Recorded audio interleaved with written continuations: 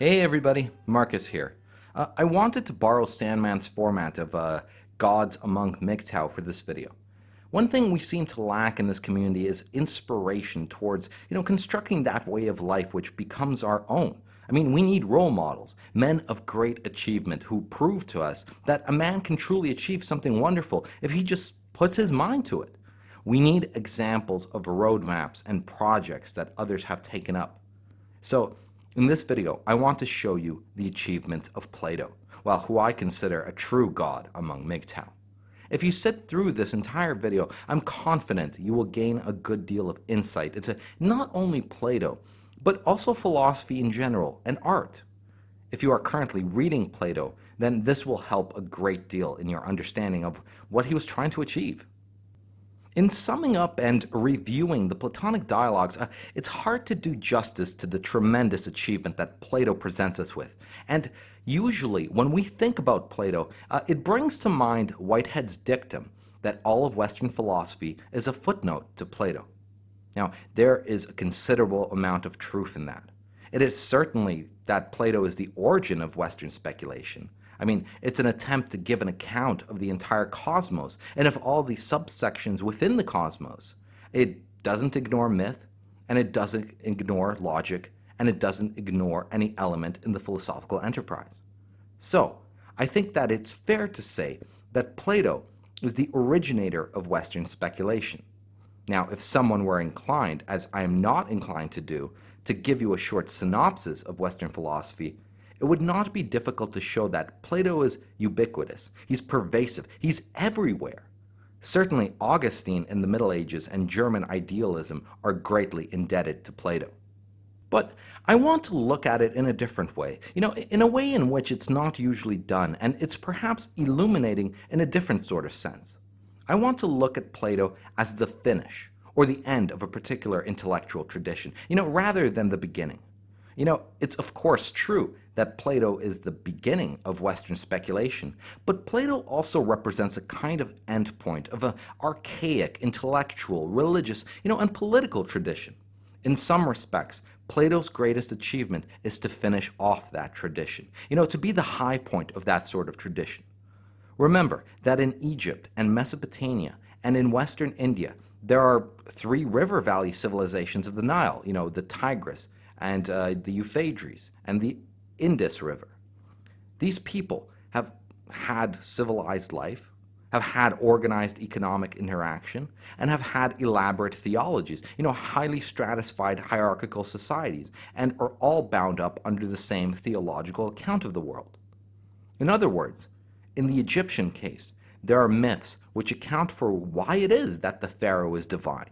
In the case of Mesopotamia, there is the Gilgamesh epic, which explains why it is that the particular political and moral order that, they have in Mesopotamia is sanctioned by the gods. And doubtless, there's, something similar for the cities in the Indus River Valley as well. It is known that these three river valley civilizations, which, well, apart from China, are the earliest and most important advances that human beings made outside of hunting and gathering. They develop a whole tradition onto themselves. What are the river valley civilizations like? Well, they're static. They don't change very much. There are many histories of ancient Egypt that talk about Egypt's immobilism. We get one generation after another with one pharaoh after another. Maybe the names of dynasties change, but fundamentally, the kind of life that people pursued is essentially identical generation after generation. A similar sort of thing, happens in Mesopotamia and India as well.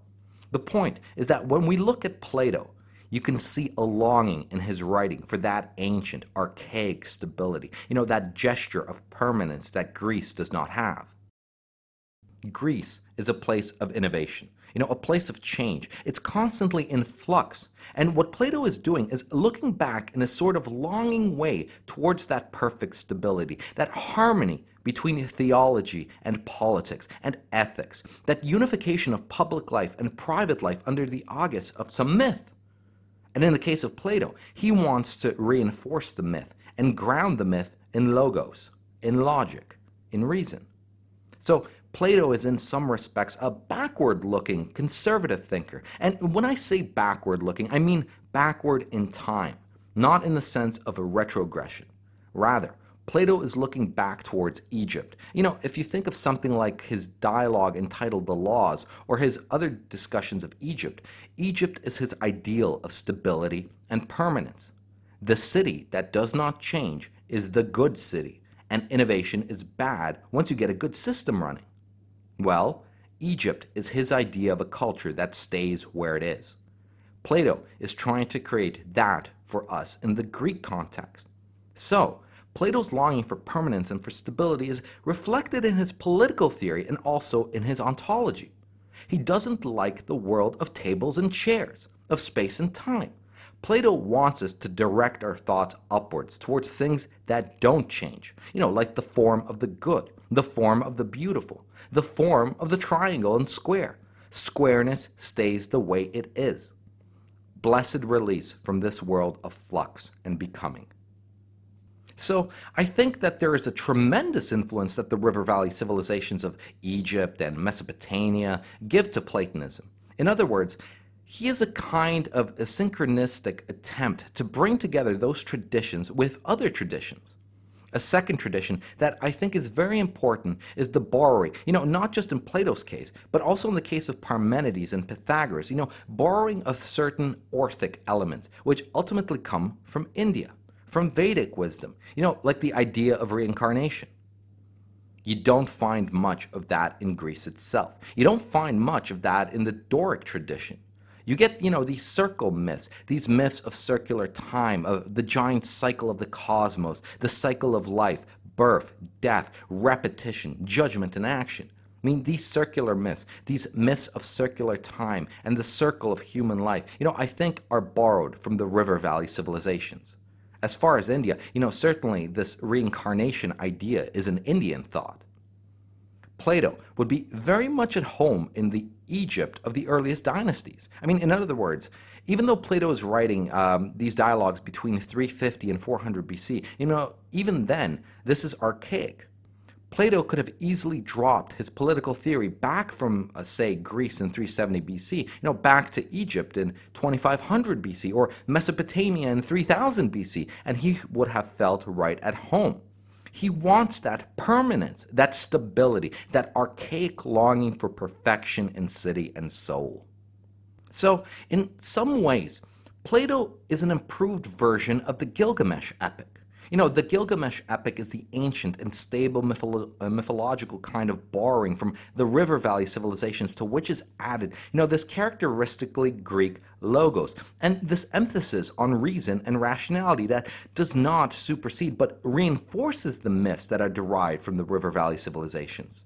So, what we get are borrowings from India, borrowings from Mesopotamia, and borrowings from Egypt. And what he brings to that is a new set of ideas that have been generated in the Mediterranean basin. The idea of an extended knowledge that goes beyond myth, beyond poetry, beyond mere rhetoric, towards something final, real, logical, knowledge. This means that we're going to have the unleashing of human rational capacities merged with these myths, which long for or gesture at permanence and stability. I think this is true in his political theory because the good city does not change, no matter what city it is, whether it's the city of the republic or the city of the laws. And also, real objects of knowledge, squares, triangles, and the form of the good stay the way they are. There is a longing for permanence and changelessness here.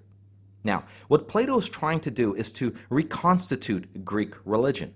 He is trying to offer us a way of going back towards real knowledge and real moral order in the face of the fact that this archaic Greek religion has been broken up. What broke up Greek religion and what threatens all of Greek society with the kind of centrifugal force that is going to atomize all people, all nations and all the city-states of Greece, is the fact that Ionian physics, this materialistic, naturalistic, mechanistic physics has given us an ateleological universe, a universe without gods, without divinity, without purpose, without natural function. What this does is open the door to sophistry, It opens the door to clever men who have learned how to talk, but who have not learned how to think. In other words, the change in the conception of physics has undermined the myths that held Greek society together. In the same way that myths held Egypt, or Mesopotamia, or ancient India together. They did not have to deal with this mechanistic Ionian physics, so they managed to perpetuate themselves century in and century out. Generation after generation, they continued onwards. Greece has a brief flowering where all kinds of art and science and literature are generated, in a tremendous bursts of creativity. But this creativity is ultimately destructive. What Plato wants to do is harness this creativity to bring together both mythos and logos, to create a new substitute for the Homeric religion, which is either evil or not taken seriously by the people that it should benefit. So, what Plato is going to do is create a new, higher, and finer religion that Plato intends to be the new Homer, the new teacher of Greece. So, what is going to happen is that instead of having the Homeric gods, we will have the forms, which are very much like the gods, except they don't have much in the way of, personality. The form of bravery is different from the god Ares, because bravery is different from this, martial kind of figure, this superior warrior. And the form of love, for example, is different from Aphrodite. So what we are going to get is a substitution, a depersonalization of the Homeric gods. By depersonalizing the Homeric gods, Plato deprives them of human frailties and human foibles. Plato intends to perfect the Greek pantheon. So, Plato has great aspirations. He intends to be a great artist, and he is. He intends to be a great philosopher, and he is. But he also intends to be a prophet. He intends to be the reconstituting force in Greek religion. What he hopes to do with this new religion, this new religion of reason, if you will, is to arrest the centrifugal forces and bring them together, to bring us back into wholeness, unity, organization of the soul, and by implication, organization of the city. By organizing our psychic life and our moral life, Plato will also organize our political life. So, he has tremendous aspirations. Perhaps in some ways, Plato's greatest achievement is to actually have aspirations at this level.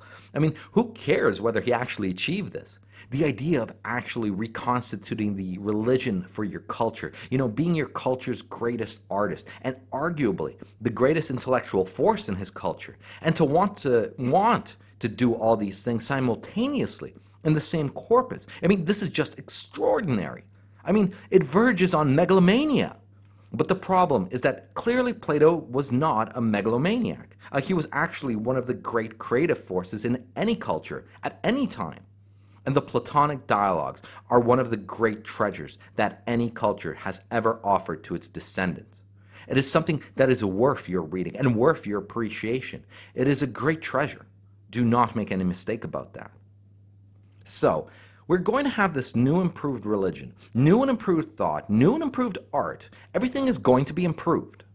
The late dialogues in particular, the dialogues that Plato wrote, roughly between the ages of 65 and 80, are the ones that most clearly show the maturity of his thought and what he was driving at.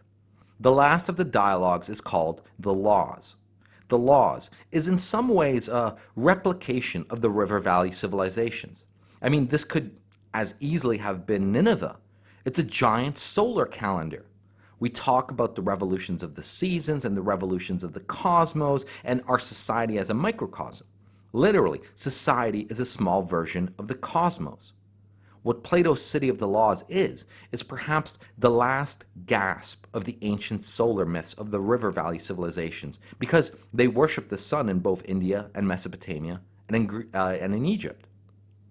It is a way of taking those myths, shaking out all the accidentals, arbitrary personalities that had been attached to the sun god, and turning it into the universal symbol of being, of goodness, of truth, of permanence, of reality with a capital R. Plato is taking these myths and rehabilitating them, taking out all the accidental properties and offering us some new religion, something that is worthy of worship by people that have discovered an important new force: autonomous rationality. Plato is playing the biggest possible intellectual game here. He is trying to bring it all together, and he is the final stage in the development of these ancient solar myths. Think about how important the image of the sun is in the Republic and in all the dialogues. It is not an accident that he chooses that. The sun is unique. The sun is life-giving, and all his images of knowledge are the metaphors. All these metaphors are ocular metaphors. You always see the truth. You always see the form of the good. When someone is blind, it always indicates that they have some sort of moral ignorance. When Socrates puts the cloak over his head in the Phaedrus, he is morally blind. Sight and blindness are metaphors that dovetail into light and darkness. So, whenever you see either blindness or sight, light or darkness, pay attention.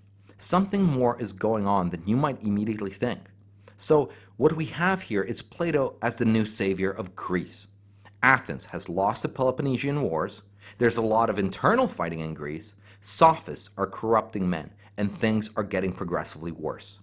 Plato is intending to arrest this slide downward towards nothing. Plato attempts to arrest the slide downwards by taking these archaic solar myths that would have been popular and important around, the time of Gilgamesh, 3000 BC or so, and saying that these are still relevant to us. These still have something to say to us. In some ways, Plato is as far removed in time from the origins of the myths that he is refurbishing, 25 centuries removed, as we are removed from Plato now, which was about 25 centuries. So that shows the great continuity of Plato. In other words, it is a mistake just to view him as, the origins of Western speculation that somehow jumped out of Plato's head, just like Athena jumps out of Zeus. No, that's not the way it works. In fact, he is the culmination of an intellectual tradition that goes on for many centuries prior to the development of Plato's thought. Plato is a response to the breakup of that old mythological tradition, and he is trying to make it relevant to his day, and by doing so, he has in some way made it relevant to all days. He has stepped out of space and time and into the realm of the forms, and these things still speak to us. Well, perhaps not with the same tone, perhaps not with the same emphasis, but he's still talking to us. This is a gesture at the living voice of inquiry, at a piety which can roll with the punches and deal with all the changes in history because there is some fixed reality independent of the flux and the changes and the becoming. Now, speaking of permanence or stasis, of fixed reality, there's been an argument among scholars as to the changes in Plato's thought over time, and the kind of answers that he gives to the various questions. Do the questions remain the same? Well, it seems to me very clear that, the questions don't remain the same. If the questions remain the same, if the eternal questions really are eternal, then we are wasting our time with philosophy. What's the point of asking a question in which no one can ever make any progress on? It's stupid. No, of course Plato changes the questions that he asks, and he also changes the answers that he gives.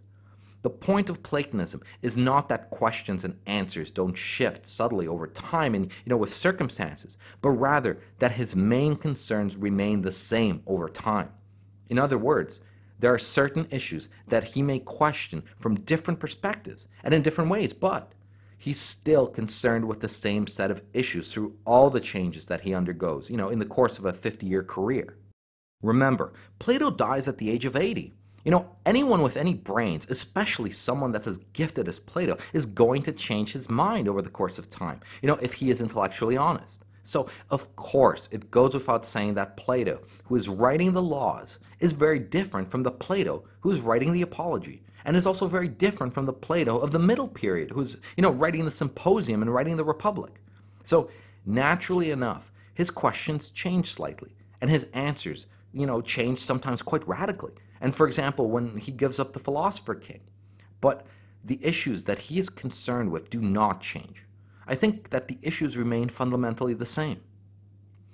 There are at least two clusters of issues that, I want to direct your attention towards.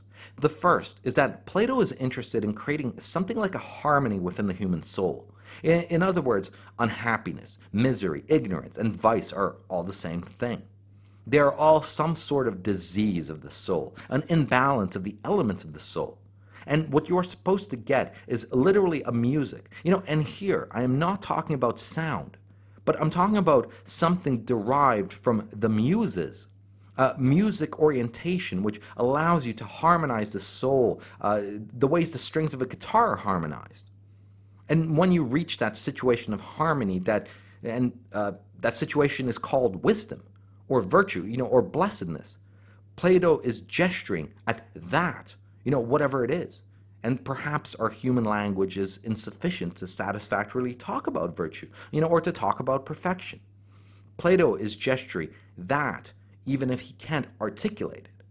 Now, no matter how Plato's perspective changes over time, he's trying to create internal soul harmony, and then he uses that as a way of bootstrapping himself up into the harmony of the city.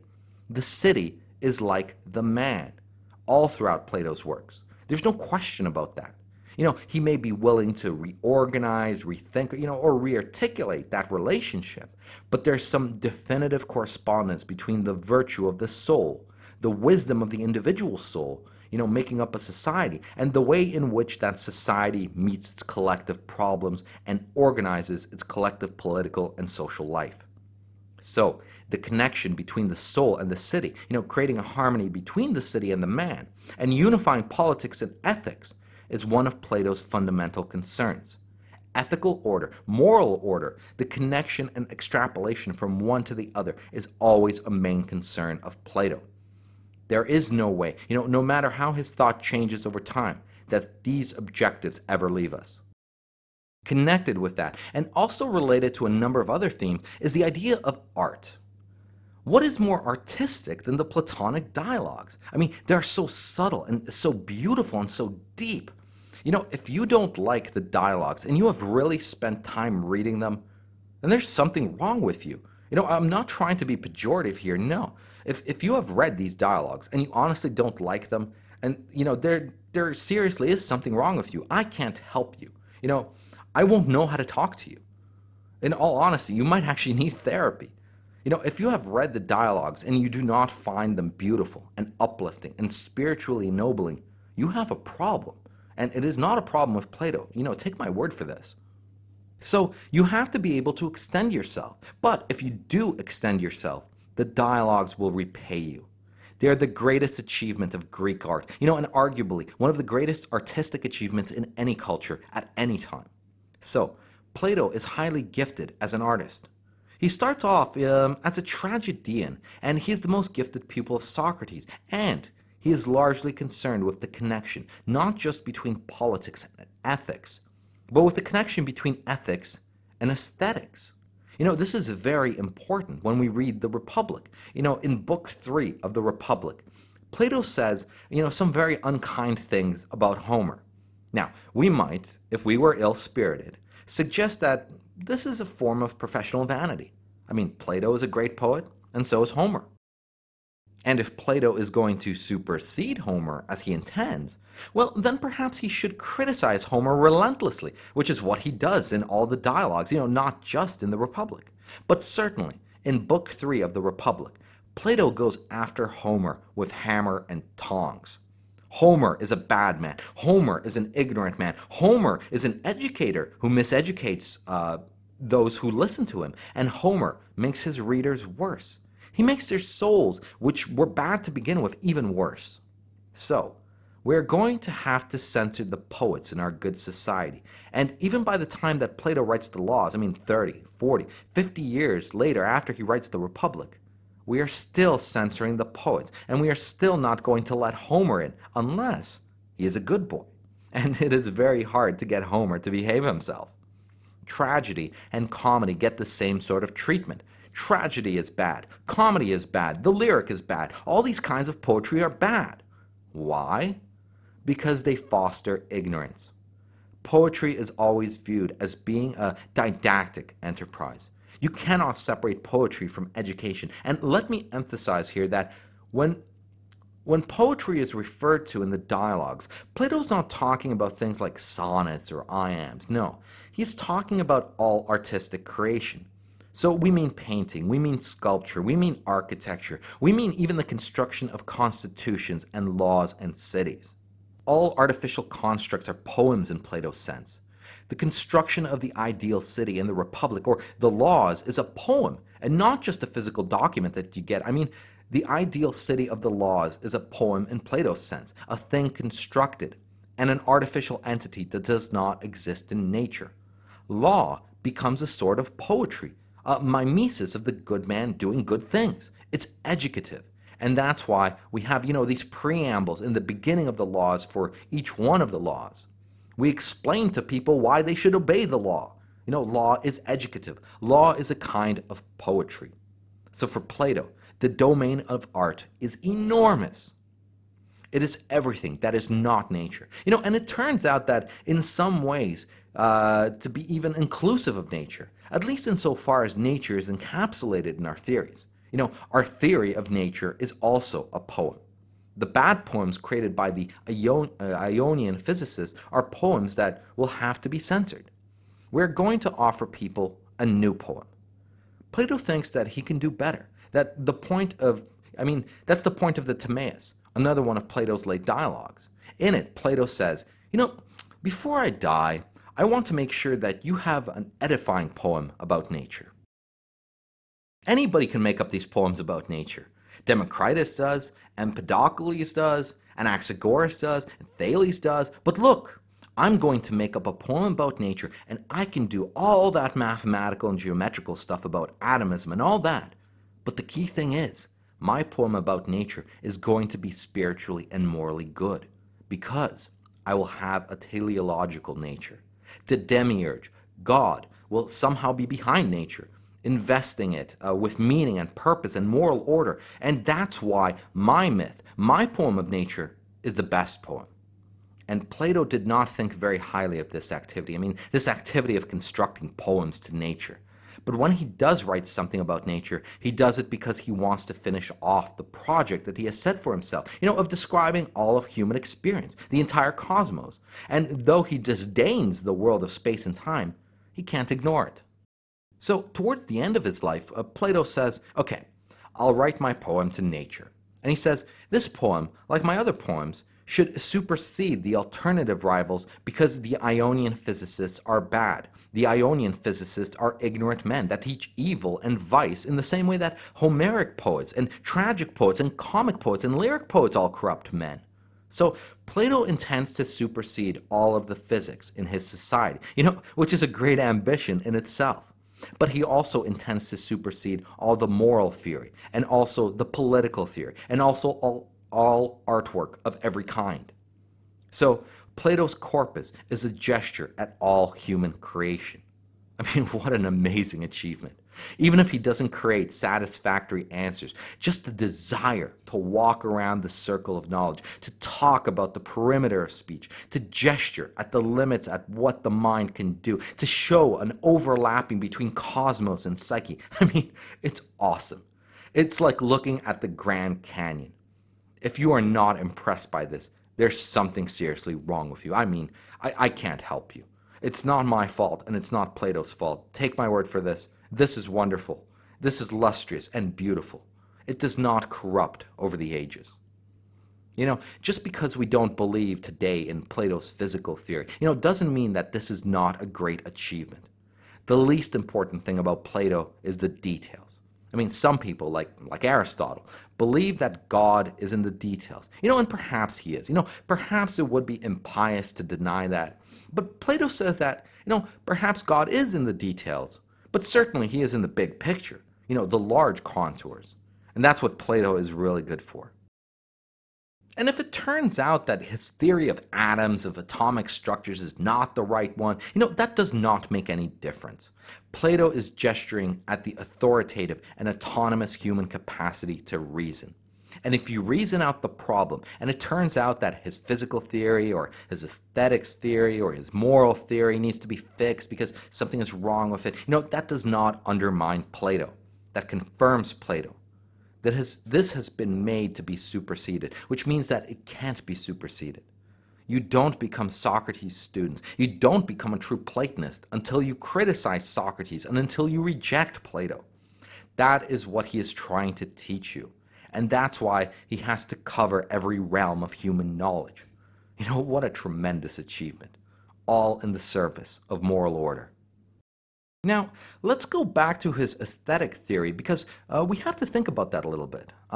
Those of you who know Tolstoy, particularly a lovely little piece he wrote on aesthetics called What is Art? You know, Tolstoy makes an argument that all art is ultimately moral, and that true aesthetics, true beauty is always done in the service of educating the reader, or the observer, the spectator, in moral truth. Art cannot be disjoined from morality. Plato is the real origin of that idea, in my opinion, though perhaps others would disagree. But this is an entire stance towards art. Art is always education, which means that the good man is the educator, and the true poet is the educator. And true beauty is always morally good. So, this is the origin of his idea of censorship in the city. Aesthetics is not autonomous. Aesthetics is not irrelevant to our political life. And actually, it is the way in which we educate people towards their moral and political obligations. This is what justifies this idea of censorship. But Plato is such a tasteful individual.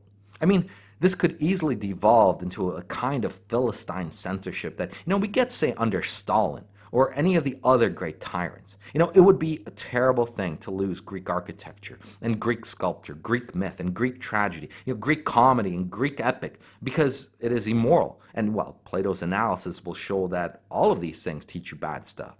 I mean, they make your soul worse. They make you ignorant and vicious. So, what shall we do? Well, Plato intends to supersede all of Greek poetry. As he says in the Republic, in our ideal city of wisdom in which all of our art unifies under the aegis of our political and moral theory, we will have only two kinds of poetry: hymns to the gods and the praise of good men. Everything else is superfluous or wrong, and almost always dead wrong, and almost always a corrupting bad influence on education. So what I want to suggest is that every one of Plato's dialogues must necessarily be allowed into Plato's good city because he wants to create non-corrupting art. That means that, if you think about it, all of the dialogues must be either a hymn to the gods or the praises of good men. This means that the dialogues are morally educative. They have pedagogic, didactic purpose. They put together the idea of unifying the soul and city, making us better and more virtuous, and not giving us merely aesthetic pleasure. Remember that pleasure is not the good, and pleasure is not virtue. This means that we will give enough pleasure as is consistent with right and wrong. Let us think about what Plato's ambition is here. I mean, lyric poetry, the poetry of powerful internal emotions. I mean, the divine poetry that we get from people like Sappho or Anacreon or Stesichorus. Well, many of these powerful poets emotionally lead us to do bad things. I mean, almost everyone knows personally what it is like to do something under the force, of great anger or great lust or great desire of some kind. I mean, we certainly do not want to fan the flames of that desire. We do not want a poetry that teaches people that they should indulge their whims, if it causes them to behave in an immoral way, if it causes them to undermine the political order. We need a new kind of lyric poetry that will supersede all those other lyric poets. And you know where we will find that? In the Phaedrus. In other words, Plato's plans to supersede all of Greek lyric poetry with, this great hymn to love.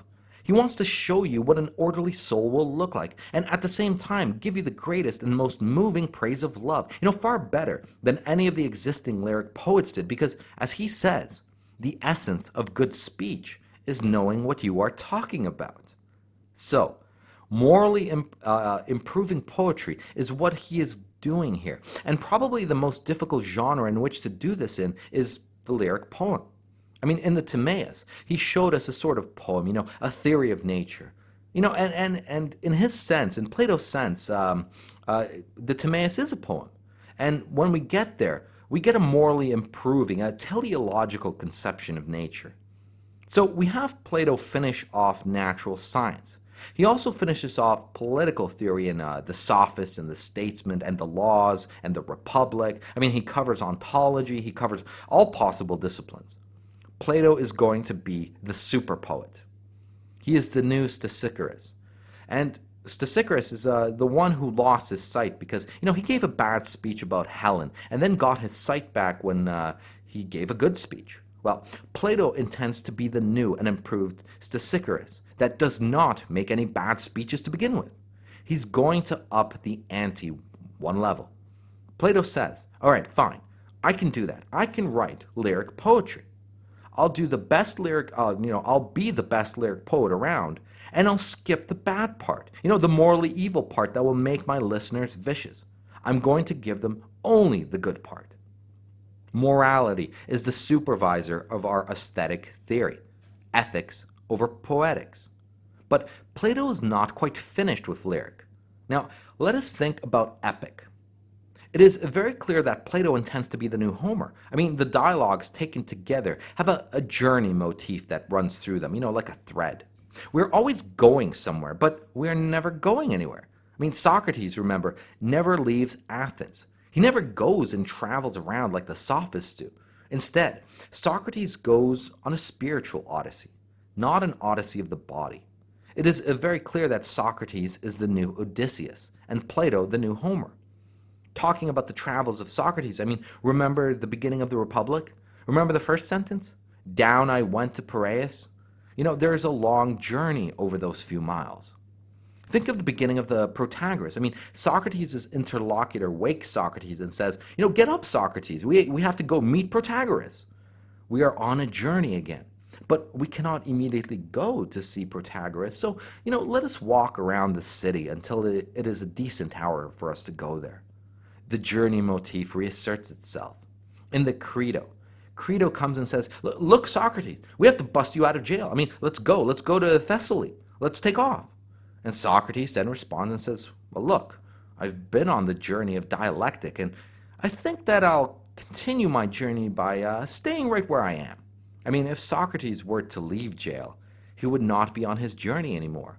He can only continue his journey by staying where he is. In addition, not only are we going to have this journey motif continuing through, but it's continuous right to the end of Socrates' life. I mean, if you remember that after Socrates drinks the hemlock in the Apology, I mean, what does he have to do? Well, he has to walk around until it pumps through his body. I mean, that is the end of the journey. Nothing happens by accident in the Platonic dialogues. I mean, if Socrates walks, he walks for a reason. If Socrates has a drink of something, he drinks for a reason. If it's red wine instead of white wine, well, then there is a reason for it. So whenever you see someone moving from one place to another, take note of this. I mean, if you keep doing this for all the themes that run through the dialogues, you will find that you have taken note of about 3/4 of the dialogues. I mean, this is the sort of care with which the dialogues have been put together, and this is the sort of care you need to give to reading them. Plato is the new Homer. Socrates is the new Odysseus. He is on a spiritual odyssey within the city. And those of you who doubt that you can have a spiritual odyssey within one city, I direct you to James Joyce's Ulysses. I mean, the idea that you can have an odyssey in Dublin, within one day, mind you, much less in one lifetime like that of Socrates. I mean, the journeys of the soul are a lot more subtle than the journeys of the body. And that is perhaps one of the great advantages of Plato over Homer. In addition, Socrates is also clearly the new Achilles. He is the new hero of virtue, and Plato is the new author of the new and improved Iliad. The hero of knowledge, who is brave, but he knows what to be brave about. I mean, he does not have the wrath of Achilles. He does not have those evil qualities of soul like Odysseus. Socrates is a superior man, but Odysseus is known for telling lies, for his ability to make up plausible stories and get what he wants, whereas Socrates is known for telling the truth. Socrates is the new and improved version of the Achilles and the Odysseus myth. Plato, in his 36 dialogues, has written the new Odyssey and the new Iliad. And what is nice about this is that instead of Odysseus moving about the Mediterranean, and visiting all these monsters, Socrates will stay in Athens and the monsters will come to him. That's what it means to meet sophists like Gorgias, to meet Protagoras, to meet Hippias, or to meet any of these deformed souls. They are monstrous creatures.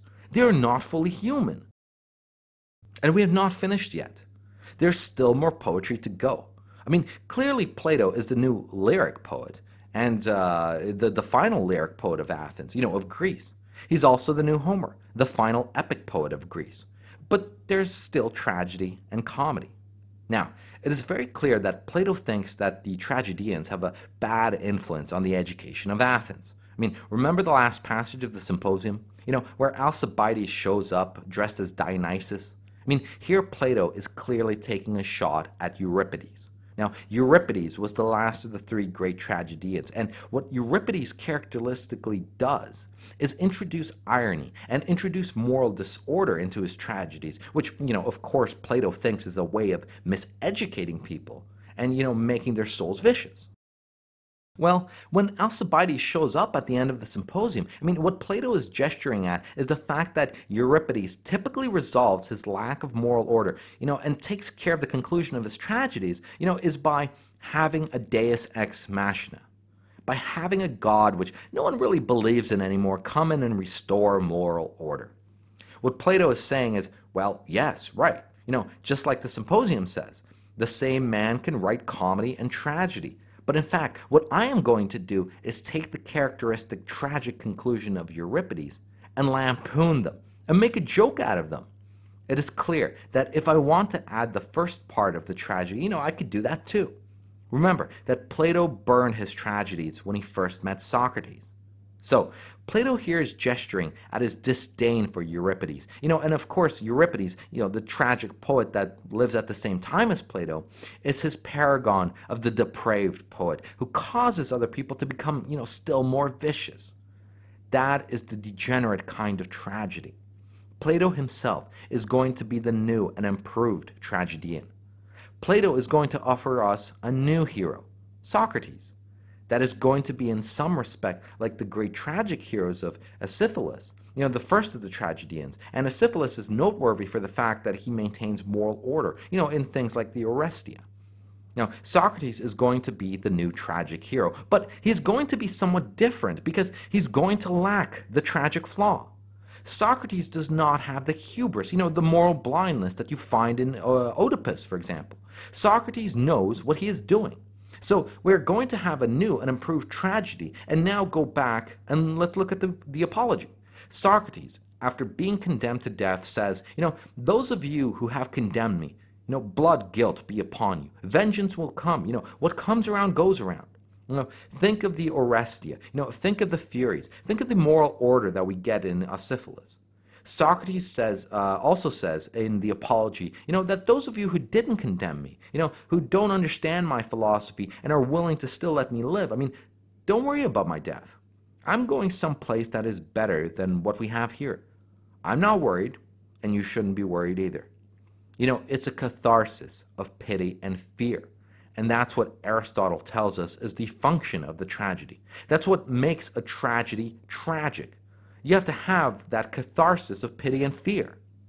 Now, Plato decides that not only are we going to censor the poets, but it's not really a problem because there's no loss, because his poetry is better. It does everything that poetry does, and it does it all in the same corpus of work. So all the tragedy is superseded.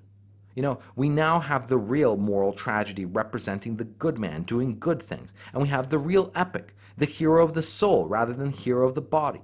And we have the real lyric, the man whose love is for love of form and love of souls, and not merely physical love. So Plato supersedes the main elements of Greek poetry. And, the final element, comedy, is not to be overlooked because, as Plato says at the end of the Symposium, the same poet can write comedy and tragedy. And of course there are so many funny things in the dialogues. It is easy to overlook these things because usually the dialogues are taught in a very solemn, serious way, and they are very serious. But in the same way, they are very funny. There's no conflict between great playfulness and great seriousness. The dialogues are exceedingly funny, and there are lots of inside jokes for those of you who know the history of Greek culture and Greek literature. And at the same time, the moral earnestness cannot be overlooked. Think about the Parmenides, arguably the greatest high comedy ever written, nearly unintelligible. It is a lampoon of ontology. Who could write a series of jokes about ontological problems? About the nature of being. Who would think that up and try and get away with it? Only Plato. Think of the Euthydemus, where we have these two idiot brothers who are making all these stupid arguments, and the stupider of the two brothers explains the argument to Socrates. You have to understand how funny that is. Now, Plato never descends to a base, or low comedy that we get with, say, Aristophanes. The stupid slapstick stuff like the Three Stooges, Plato never does that. Plato maintains at least the middling level of comedy, but do not overlook that this is hilariously funny still. The way in which these comedies usually express themselves, is through the vehicle called irony, saying one thing and meaning another. That there should be a mask or a shell on top of Socrates because you would not want people who are not suitable for philosophy to break through that mask. If you remember the analogy that Alcibiades made in the Symposium, and he was saying that Socrates was like Marsyas the satyr.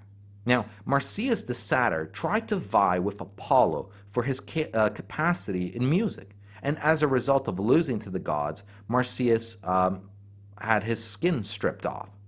The symbolism here is that Socrates' argument has an external skin, the skin of irony. And you don't really find out what the arguments really are until you get past this skin. So you must be aware that there are all sorts of subtle jokes, dramatic irony, and jokes associated with that, symbolic irony and jokes associated with that. And most interestingly, logical irony, which is perhaps the most difficult in high comedy to introduce. So, what we have here is the new improved comedy, and Plato is the new improved Aristophanes. He is an Aristophanes that is not a pig. He is an Aristophanes that has an organized moral soul. Plato is a writer of high comedy that appeals to the mind rather than low comedy that appeals to the eyes and appeals to the people that don't have any understanding. This is comedy that improves the listener because it only makes fun of things that are truly ridiculous, like ignorance, stupidity, foolishness, and vice. It is comedy that is organized from a moral perspective. The Platonic dialogues are a form of divine comedy. Now, let us stop and review what Plato has done here. Plato is not only intending to censor all the poets and to get rid of all the immoral poetry that has been generated in Greece. Plato does not intend to leave a poetic vacuum here. He's going to fill that vacuum. Plato is the new epic poet. He is the new lyric poet. He is the new tragic poet. And he is the new comic poet. And he does it all in the same body of work and with one universal hero. It is the case that one man can write comedy and tragedy, and he might have said epic and lyric as well. And even more remarkable, more explosive in its implication. The great achievement of Plato is that he invented the new universal hero for his new universal poetry. It's a hero of the soul, a hero of knowledge, a hero of wisdom, a man as enigmatic and protean as the sort of art from which allows us to encounter him. This new hero is Socrates, a hero of knowledge as opposed to war, a hero of the soul as opposed to the body, a hero of morality as opposed to self-indulgence and hubris. He is the new ideal which is going to supersede the Homeric ideal, which is going to supersede the tragic ideal, the comic ideal insofar as there is such a thing, and the lyric ideal. We are going to have a new autonomous hero of reason. And in the future, when we think of the Greeks, we will not be so inclined to think of Homer or Stesichorus or Asiphilus or Aristophanes. When we think of the hero, we will think of the hero as a creator, Plato, and the hero as a creation, Socrates.